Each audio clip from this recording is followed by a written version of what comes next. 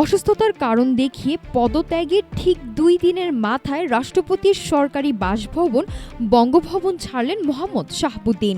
রোববার দুপুর ২:৩০টার দিকে বঙ্গভবনের আনুষ্ঠানিকতা শেষে তিনি রাজধানীর গুলশানের নিজ বাসভবন গ্রিন ভিলার উদ্দেশ্যে রওনা হন।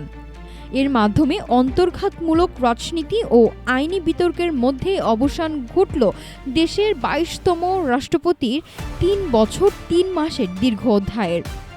২০২৩ সালের ২৪ এপ্রিল শপথ নেওয়া মোহাম্মদ শাহাবুদ্দিন সংবিধান অনুযায়ী ৫ বছরের জন্য দায়িত্ব পেলেও মেয়াদ পূর্ণ করার আগেই ২৪ জুলাই পদত্যাগ করেন তিনি।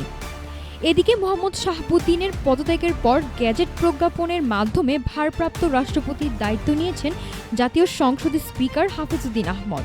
তিনি রাষ্ট্রীয় দাপ্তরিক কাজ পরিচালনা করতে বঙ্গভবনে অফিস করলেও থাকবেন সংসদ ভবন এলাকার স্পিকারের সরকারি বাসভবনেই। পদত্যাগের পর দেশের বাইরে চিকিৎসার উদ্দেশ্যে যাওয়ার পরিকল্পনা করছেন মোহাম্মদ শাহাবুদ্দিন।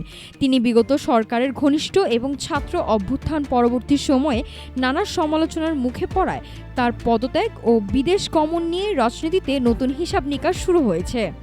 বঙ্গভবন ছাড়ার মধ্য দিয়ে মোহাম্মদ হাফিজউদ্দিনের রাষ্ট্রপ্রধান অধ্যায়ের যেমন সমাপ্তি ঘটল, তেমনি দেশের রাজনীতিতে তৈরি হলো নতুন এক সাংবিধানিক বাস্তবতা।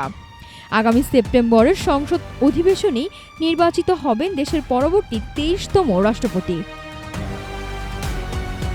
ভারপ্রাপ্ত রাষ্ট্রপতির দায়িত্বে বঙ্গভবনের দৈনন্দিন কাজ স্বাভাবিক থাকলেও সবার চোখ এখন নতুন রাষ্ট্রপ্রধানের চূড়ান্ত নাম ঘোষণার দিকে। নাফিসা সামিয়া, ঢাকা টুডে।